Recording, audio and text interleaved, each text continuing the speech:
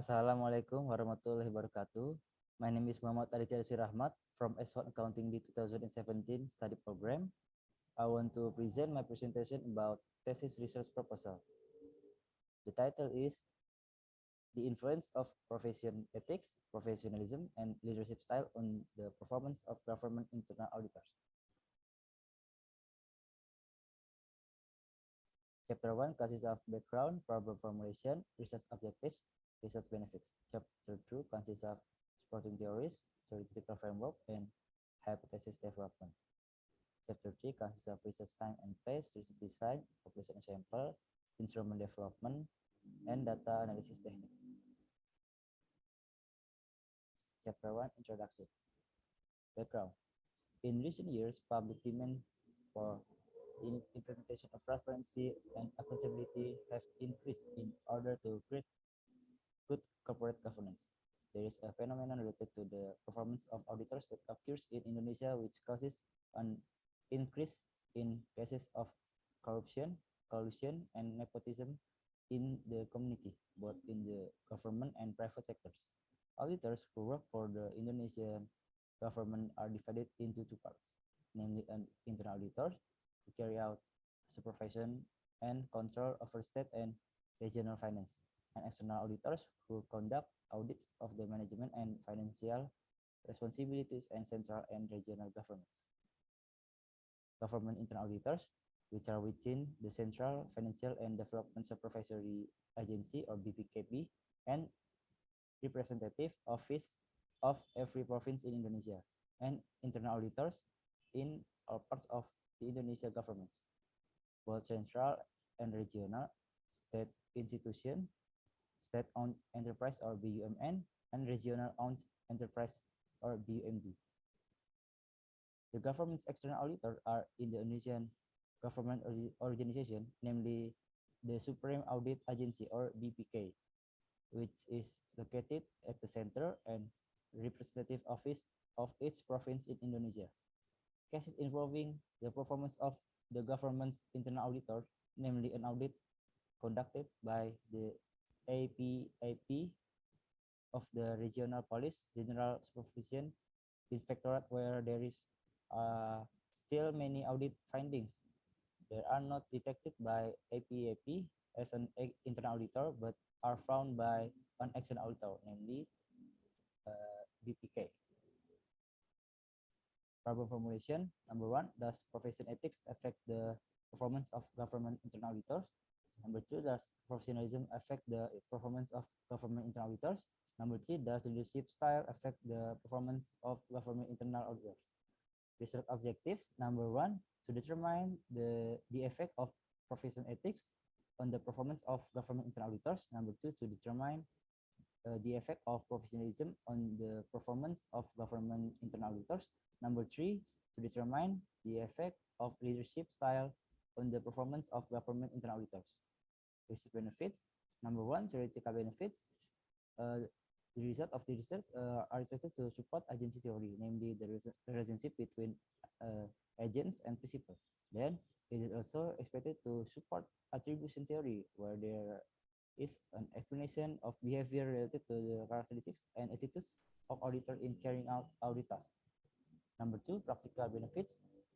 The results of this research are expected to be used as suggestions or input and motivation for auditors who work at the BPKP representative of Jakarta province in carrying out of their duties and responsibilities. And then chapter 2, literature review. Agency theory. According to Jensen and McLean, the originator of agency theory is a relationship between principals and agents that can cause a conflict, asymmetric information, or where the imbalance of information is caused by an equal distribution of information related to an accountability report. In relation to this theory, BPKP Jakarta province as an agent is assumed to one profit from the audit work.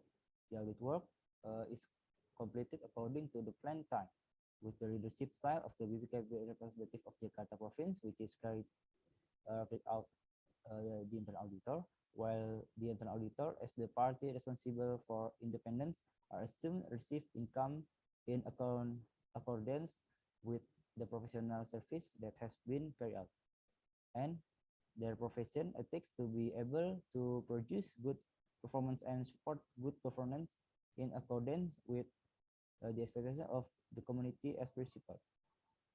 Then attribution theory, according to Fritz Heider, the originator of attribution theory is a theory that explains a person's behavior. Attribution theory explains behavior related to a person's characteristics and attitudes. Thus, the attitude or characteristics of the person can be known only by looking at his behavior, and it can also reflect a person's behavior in dealing with certain situations. Attribution theory is relevant to explain the effect of profession ethics, professionalism, and leadership style on the performance of government internal auditors used in this research because it can be associated with the auditor's attitude in making assessment of the auditor's own performance. There is five other supporting theories in this research. Number one is audit. Number two is auditor. Number three is government internal auditor. Number four is government internal supervisory apparatus audit standards, or APIP. Number five is performance. Then there's a research gap in the profession ethics variable. There is a contradiction of the profession ethics. Next, there is still a contradiction of the profession ethics variable. Then next is research gap of professionalism variable, and there is a contradiction too. There is contradiction of professionalism variable, and still continue from the last page. There is contradiction from professionalism variable. Then leadership style variable, there is contradiction to the research gap. Then still have contradiction to leadership style variable. Next is hypothesis development.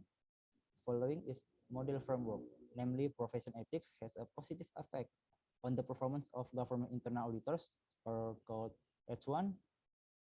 Then professionalism has a positive effect on the performance of government internal auditors, or H2, and leadership style has a positive effect on the performance of government internal auditor, or called H3.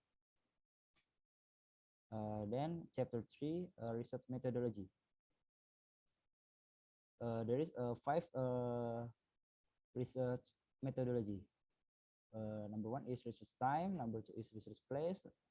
And research time, this research was conducted from January to April 2022. Background of the research and preparation of chapter 1 was completed in January. The theoretical foundation and preparation of the chapter 2 were compiled in February, and research methods and chapter 3 complete in March 2022. Then research place, number 3 research design, number 4 population.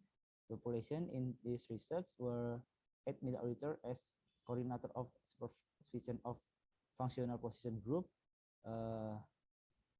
28 middle auditors, 28 junior auditors, 10 first auditors, and 11 supervisory auditors. And there's a sample. In determining number of samples, the researcher used the saturated sample method. There is a variable, conceptual definition, and operational definition. For government internal auditor performance is the result of work achieved by the auditor in carrying out of his duties in accordance with the responsibilities assigned to him, and becomes one of the benchmark used to determine whether a job will be good or otherwise. And profession ethics is the value of behavior is accepted and used by the profession as an auditor, namely personality, professional skills, responsibility, implementation of the code of ethics, and interpretation, as well as completion of the code ethics. And then there is variable professionalism. Conceptual definition: professional is the ability, expertise, and commitment of the profession in carrying out tasks accompanied by the principles and prudence, truthfulness, and accuracy, as well as guided by audit standards. And then conceptual definition of leadership style. Leadership style is the leader's way of influencing other people or subordinates in such a way that the person is willing to do will of the leader to achieve or organization goals. And there is operational definition of each variable. Then analysis technique of this research. There is descriptive statistical analysis. Descriptive analysis provides a description or of data based on data preparation in the form of tables, graphs, median calculations, mean, standard deviation, maximum value, minimum value, and population of the percentage of research variables. And then there is consists of two inferential analysis. First is measurement model or model. Number two is structural model or inner model. Which is in inferential statistical analysis was measured using SmartPS 3.0 software, starting from measurement model, structural model, and hypothesis testing. Number one for measurement model is convergent validity test. Factor loading value on the latent variable will be valid if it has an indicator value of 1.7. And number two, discriminant validity test. Number three, composite reliability test and confidence alpha test. And then number one, R-square test. Values including 1.75. It means strong. Then moderate for 1.5 and weak for 1.25. And then number two, path coefficients. And then number three, hypothesis testing. Okay, thank you for your attention. Sorry if there is any mistakes in this presentation. Once again, thank you for your attention and watching. Thank you very much. Wassalamualaikum warahmatullahi wabarakatuh.